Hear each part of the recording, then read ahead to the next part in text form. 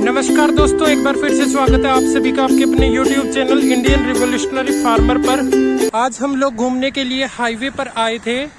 देख सकते हैं ये हाईवे 334B है। तो इसके किनारे पर जो हमने चीज यहाँ पर देखी तो सोचा क्यों ना किसान पशुपालकों को बता दी जाए।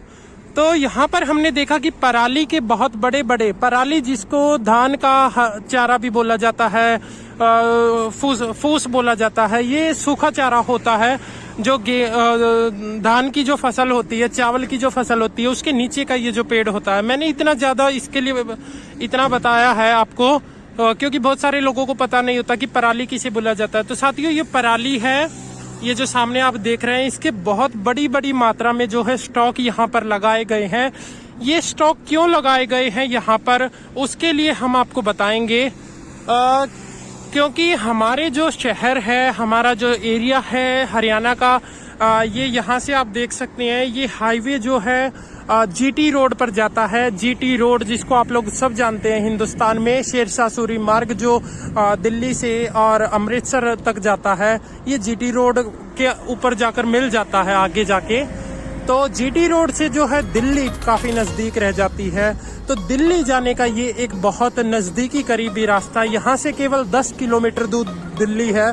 और दिल्ली में बहुत सारी डेयरियां हैं, बहुत सारे पशु हैं जिनके लिए सूखे चारे की आवश्यकता पड़ती है। क्योंकि प्रतिदिन यदि कोई भैंस 10 किलो चारा खाती है, तो अगर दिल्ली में 1000 भैंसें हैं तो 10,000 किलो सूखा चारा प्रतिदिन वहां पर लग जाता है। जबकि दिल्ली में इतने ज्यादा खेत नहीं है। गुड़गांव की जो डेयरियां हैं, बड़े बड़े शहर हैं, जैसे हरियाणा में रोहतक शहर है, वहाँ की जो डेयरियां हैं, तो वहाँ पर पूर्तियां नहीं हो पाती हैं। खेतों से अगर वो पराली को इकट्ठा करना स्टार्ट करें तो उनको वो चीज़ नहीं मिल पाती है। ठीक उसी तरीके से यदि बाहर का कोई कस्टमर आके हरियाणा में कच्चे खूंटे की भैंस लेना चाहे तो उसको नहीं मिलेगी, उसे व्यापारी की, दलाल की, डेयरी वाले की ज़रूरत पड़ती है। ठीक उसी तरीके से अगर आप पराली लेने के लिए हरियाणा में आते हैं, तो हरियाणा पंजाब की साइड आते हैं, तो आपको किसी दलाल की, ठेकेदार की ज़रूरत पड़ती है। तो ये जो लोग हैं, ये पराली का, दलाली का, ठेकेदारी का काम करते हैं। यहाँ पर देख सकते हैं बड़े बड़े ढेर काटे गए हैं पराली के। इन्हें पैक किया जाएगा बड़ी बड़ी मात्रा में, 100 क्विंटल की मात्रा में, 200 क्विंटल की मात्रा में, और इन्हें ले जाया जाएगा दिल्ली जैसे बड़े बड़े शहरों में, महानगरों में, गुड़गांव जैसी डेयरियों में भैंसों की, गायों की चारा पूर्ति के लिए। तो काफी महंगे दरों पर ये पराली इनको खेतों से मिलती है, और उससे भी कहीं ज्यादा महंगी पराली का रेट ये लोग दिल्ली के जो डेयरी फार्मर्स हैं या गुड़गांव के जो डेयरी फार्मर्स हैं वहां से वसूल करते हैं। तो इस तरीके से भी जो है किसानों ने अपना कमाने का रोजगार ढूंढा हुआ है, खेतों से पराली को इकट्ठा करना और फिर बाहर सप्लाई करना। ठीक उसी तरीके से जैसे भैंस को खरीद लिया जाता है और फिर व्यापारी अपना फायदा निकाल करके उस भैंस को आगे बेच देता है।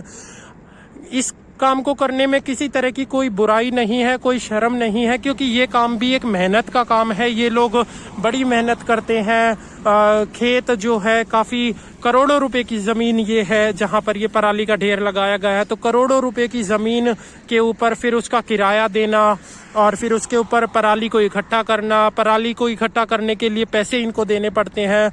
10,000 रुपए प्रति एकड़ के हिसाब से इन्होंने पराली इकट्ठी की है, या फिर 5,000 के हिसाब से इकट्ठी की है। उन सबको पहले पेमेंट देना होता है, फिर पराली मिलती है, फिर इसे काटा जाता है, लोड किया जाता है और इसको डेयरियों में सप्लाई किया जाता है, फिर जाकर के इनको जो है अपना फायदा देखने को मिलता है। तो काफी मेहनत का काम है और काफी अच्छा काम है उन किसानों के लिए जो बड़े बड़े शहरों में बैठे हैं, जिनके पास ये सुविधा नहीं है कि वो डायरेक्ट खेतों में आ जाएं। तो हमने ये केवल एक इंफॉर्मेशनल वीडियो बनाई है आप सभी के लिए कि किस तरीके से दिवाली के आसपास जो है धान के सूखे चारे का व्यापार किया जाता है। तो धन्यवाद दोस्तों, वीडियो को शेयर करें और हमारी जो जागरूकता की मुहिम है इसको आगे लेकर के जाएं। धन्यवाद दोस्तों।